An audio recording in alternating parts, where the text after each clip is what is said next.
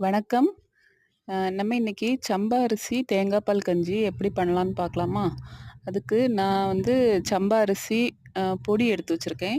இந்த பொடி நான் எப்படி ப்ரிப்பேர் பண்ணேன்னா, அ சம்பா புழுங்கல் அரிசி வாங்கி அத நம்ம நல்லா கழுவி, அ வெயில்ல நல்லா காய போட்டு மில்லுல குடுத்து, ரவ பதத்துக்கு நான் திரிச்சு வாங்கி வச்சிருந்தேன். அதுல ஒரு 4 ஸ்பூன் எடுத்திருக்கேன். எனக்கு இன்னைக்கு 4 கப்பு கஞ்சி தேவை. அதனால 4 ஸ்பூன் அதுக்கு கரெக்ட்டா இருக்கும். அதுக்கப்புறம் நம்ம தேங்காய் கூட ஒரு 4, 5 ஏலக்காய் சேர்த்து நம்ம பால் எடுக்கணும். அ மிக்ஸியில அரைச்சு பால் எடுக்கணும்.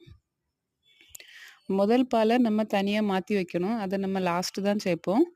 அ 2வது பால், 3வது பால் கூட நம்ம இந்த பொடிய மிக்ஸ் பண்ணி, அ அடுப்புல வச்சு நம்ம கொதிக்க விடணும். கொதி வந்த உடனே நம்ம அத சிம்ல போட்டு ஒரு 10 நிமிஷம் அத வேக வைக்கணும். 10 நிமிஷத்துல நல்லா வெந்துடும்.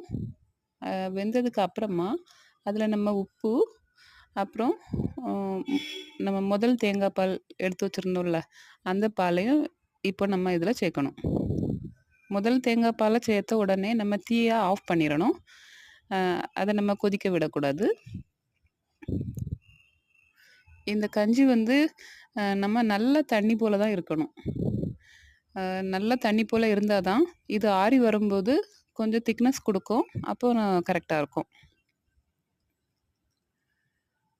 இந்த கஞ்சி வந்து நம்ம டீ, காஃபிக்கு பதிலா குடிக்கிறதுக்கு நல்லாயிருக்கும். ஹெல்த்தியாவும் இருக்கும்.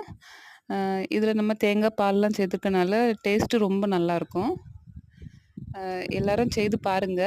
இந்த கஞ்சி வந்து சூடா இருக்கும்போதே கொஞ்சம் இளஞ்சூட்லயே குடிச்சா ரொம்ப நல்லாயிருக்கும். குழந்தைங்களுக்கும் செய்து குடுங்க. அ நன்றி.